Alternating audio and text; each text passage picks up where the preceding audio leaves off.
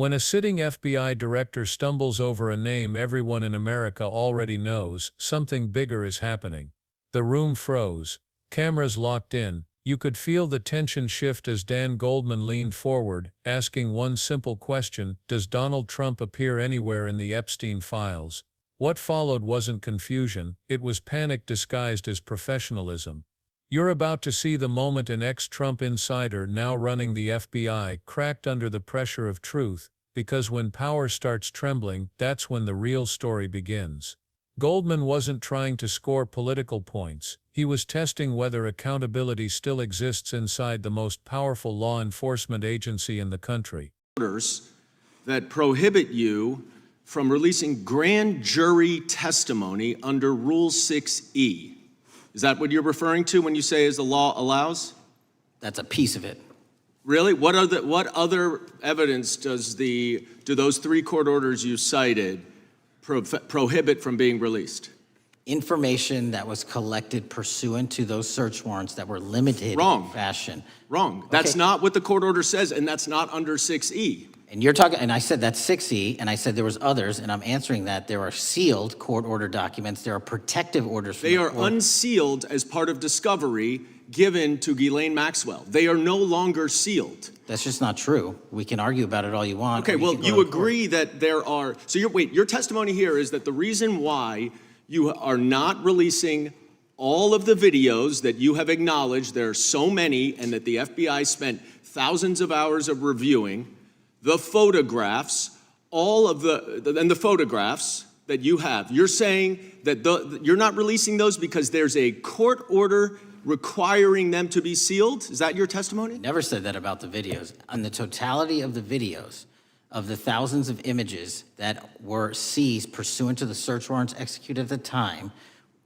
the overwhelming majority of that video is pornographic material that was downloaded from the internet and child sexual abuse material. We will never release that. Well, as you should not release the victims, but if there are videos that relate to others who Epstein trafficked to, such as maybe Prince Andrew, or photographs, that you have total control to release. Yes, and if it exists. And so why haven't you released it? Why are you supposing that that is a fact when in fact it is false? Are you saying that you're saying that none of the videos relate to anything relevant to the Jeffrey Epstein trafficking ring? Every single video that we have collected pursuant to the prior search warrants has been examined for the last 10 years. And every single video has been utilized for whatever prosecutions were able to be legally brought. I'm not asking about prosecutions. I'm asking about why you aren't releasing the full Epstein files, including the names of people who were involved in the sex ring that you promised to do before you became FBI director. I just told you, I'm not going to release downloaded porn of I'm children not asking on the about internet. that. Fine. I'm asking about all the other files. What other videos? Tell me. Tell me. That's what I'm asking. Tell me. You're saying there are no videos that would be relevant to anyone else involved in the Jeffrey Epstein sex ring. Pursuant to Mr. Acosta's collection of information based on the search warrants. That's all we have in our possession. And I'm asking you, that stuff. That's all we got. I'm not asking all you got. I'm asking you, in that stuff, there's nothing that's related to any other sex traffic, any other people engaged with Epstein in underage sex. That's correct. To my knowledge, no. Okay. Let's talk about the witness interviews. 302s of witness interviews. Those are not subject to the court order. Those are not subject to any fictional sealed order for a search warrant. Why aren't you releasing those with the redacted names of the victims?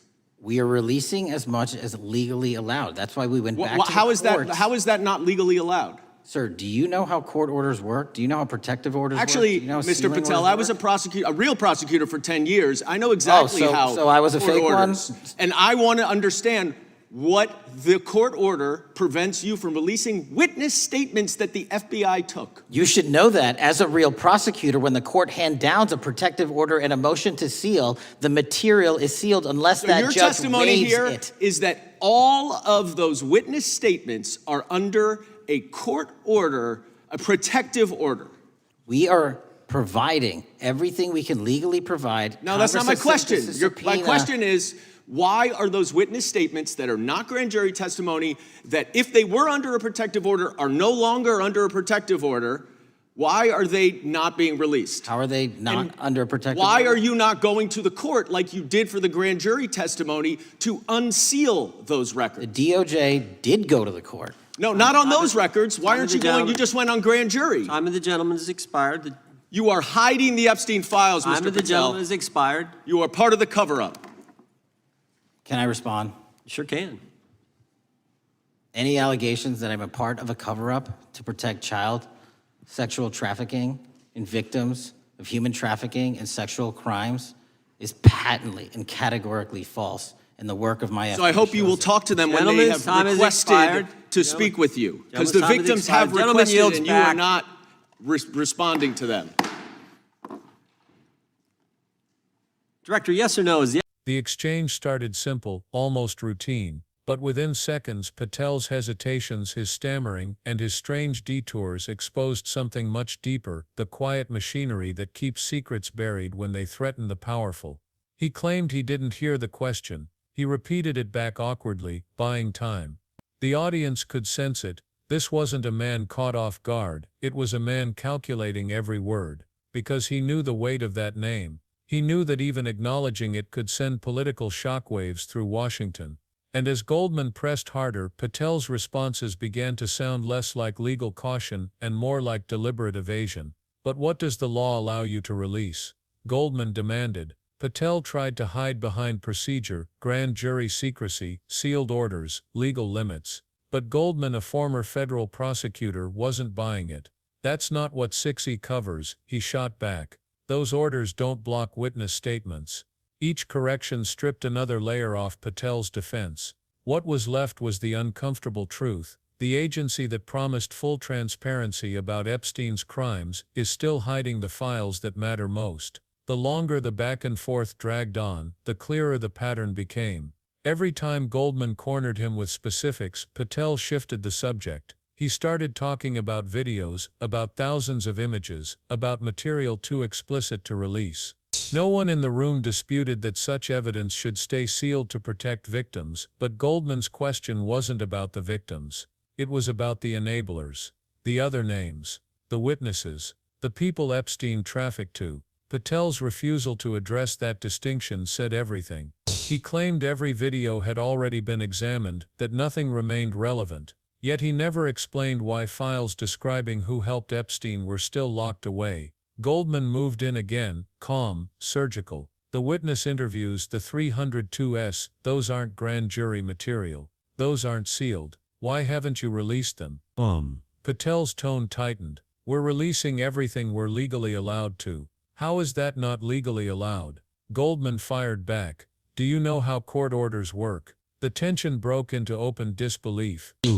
Viewers could almost feel Goldman's restraint, the disbelief of someone who's heard one too many excuses from officials protecting power. I was a real prosecutor for 10 years, he said sharply. I know exactly how this works. Patel tried to joke, calling himself a fake one.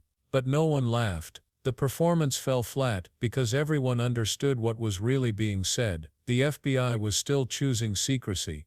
Goldman kept pushing, why aren't you asking the court to unseal those records? And Patel's answers grew more defensive. The DOJ did go to the court, he insisted. But when pressed on which records, he had nothing. And then Goldman said it out loud. You are hiding the Epstein files. For a moment the hearing erupted. Committee members tried to cut him off. Patel leaned toward the microphone, voice shaking with outrage. Any allegation that I'm part of a cover-up to protect child trafficking victims is patently false, he said. But the denial rang hollow, not because of what he said, but because of what he refused to say. The victims had requested to meet him directly. He never responded. That's when the hearing stopped being about technicalities and became something much larger, a confrontation between two visions of justice. One where the truth belongs to the people, and one where it's locked behind legal walls built to protect the elite. What made the moment powerful wasn't just Goldman's skill, it was how familiar this dance has become. Every time corruption reaches close to power, we hear the same script. It's under investigation. It's sealed by the court. It's to protect privacy. And every time the public is asked to trust institutions that have failed them before. This is why the Epstein case refuses to fade away, because it's not just about one predator, it's about an entire ecosystem that allowed him to operate in plain sight.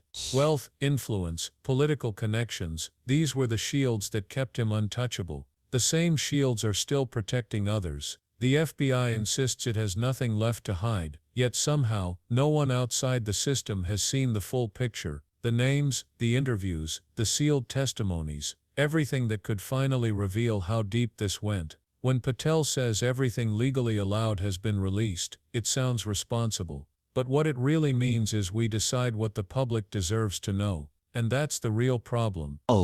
When the same institutions accused of negligence also control the evidence, accountability dies in bureaucracy. It's why Goldman's frustration resonated so deeply. He wasn't just grilling an official, he was voicing what millions of Americans have felt for years, that the system protects its own. Think about what we've learned since Epstein's arrest: witnesses silenced, records sealed, high-profile names blurred out, investigations paused. Every new revelation seems to confirm the same chilling truth: justice bends when it touches the powerful. Patel represents that machinery, a figure molded in an environment that treats exposure as the enemy. His every answer sounded rehearsed, polished, yet empty. Goldman's every question cut closer to the core. Who decides what justice looks like when the victims are powerless and the suspects are untouchable? Because what this hearing really revealed isn't just bureaucratic failure, it's moral failure. The idea that following procedure excuses hiding the truth. The notion that protecting reputations outweighs protecting victims. And here's where the story turns from political drama to something far deeper. For decades, America has operated under two justice systems. One where the rules apply to ordinary people, where mistakes are punished quickly, sometimes brutally. And another where those with wealth or influence navigate a maze of technicalities, sealed motions, and lawyers trained to delay until outrage fades. When Goldman said, "You are hiding the Epstein files," he wasn't grandstanding.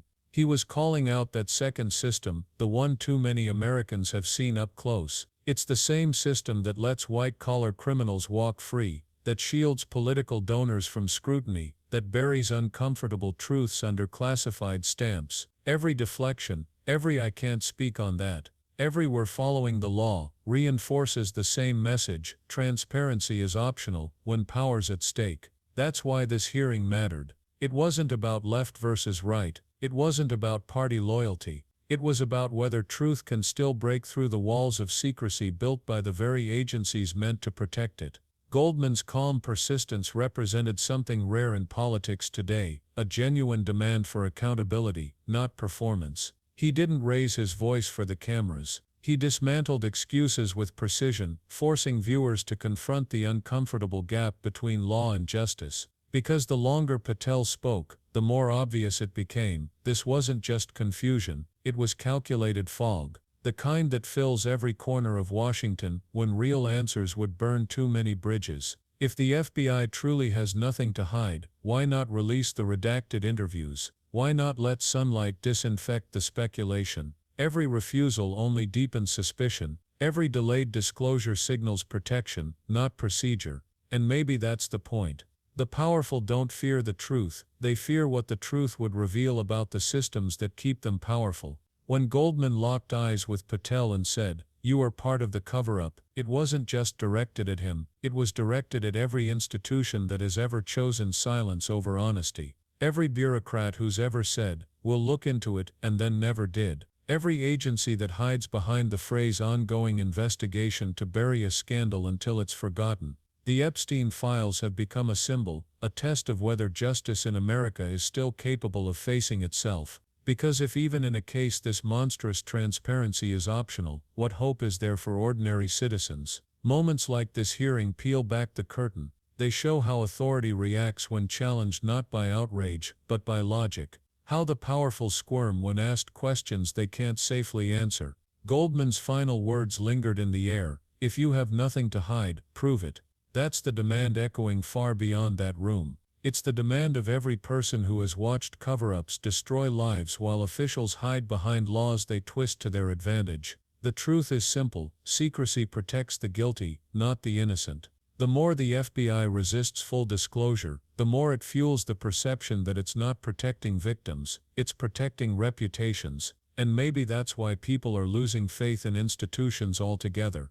Because when even crimes against children can be hidden behind red tape, law and order starts to sound like theater. Goldman's confrontation wasn't perfect, but it struck a nerve. It reminded everyone watching that justice isn't supposed to depend on who you are, what party you belong to, or how much power you wield. It's supposed to be blind. But the more Patel talked, the more obvious it became. Justice sees everything. It just chooses who to look at. In the end, this hearing wasn't about names on a list, it was about trust. And trust, once broken, doesn't come back through press releases or talking points. It comes back through truth, through sunlight, through the courage to face what's been buried. So when Goldman pressed that final question and Patel froze, it wasn't just a pause, it was a moment of exposure, the kind of silence that says everything words can't. If you believe transparency isn't optional, if you think accountability should apply to everyone, no matter how rich or connected, then don't let this story fade like all the others. Share this video, hit that like button, subscribe to stay informed, because silence protects corruption, but awareness changes everything.